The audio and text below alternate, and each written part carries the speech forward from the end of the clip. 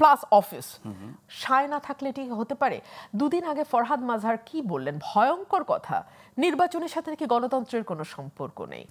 একদম শেষ কথা শুনবো রুমির আপনার কাছে, যে এই যে 5 বছর 10 বছর যতদিন খুশি যতদিন বেঁচে থাকবেন, এই যে কথাগুলো আসছে এবং আপনি বলছিলেন যে প্রেস সেক্রেটারি এই ধরনের স্ট্যাটাসগুলো আবার শেয়ারও করছেন, কিন্তু প্রধান উপদেষ্টা আসলে এগুলো চান না, 5-10 আজীবন এগুলো উনি চান না, সেরকম কোনো বক্তব্য তো আমরা শুনতে পাচ্ছি না। তার মানে কি এই সব বক্তব্যে ওনার সায় আছে এরকমটা? আপনি কি মনে করেন যে ওনার অফিসের সায়, আমি ব্যক্তি প্লাস অফিস সায় না থাকলে এটি হতে পারে?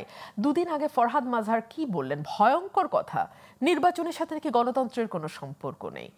এবং আমি জানি না উনি আসলে মানে ডেফিনেটলি ওনার ফরিদ আক্তার বলেছেন যে ওনারা নির্বাচিত। হ্যাঁ, ফরিদ আক্তার বলেছেন ওনারা নির্বাচিত।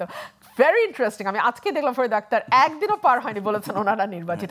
আচ্ছা, যদি নির্বাচনের দরকারই না হয় এবং ওনারা যদি নির্বাচিতই হন, তাহলে আমার প্রশ্ন যে বাংলাদেশের ওনারা তো নির্বাচিত বলছেন তো যে রক্তের মাধ্যমে ওনাদের ইয়ে হয়েছে, তাই না?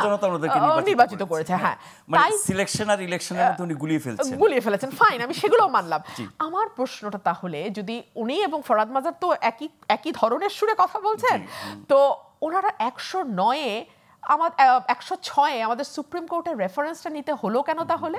সংবিধানের 106 অনুচ্ছেদ অনুযায়ী তো রেফারেন্সটা নিতে হয়েছে, রক্তের উপর দাঁড়িয়ে তো হয়নি শপথ নেওয়া, তাই না? সেই প্রশ্নটা তো রাখতেই পারি।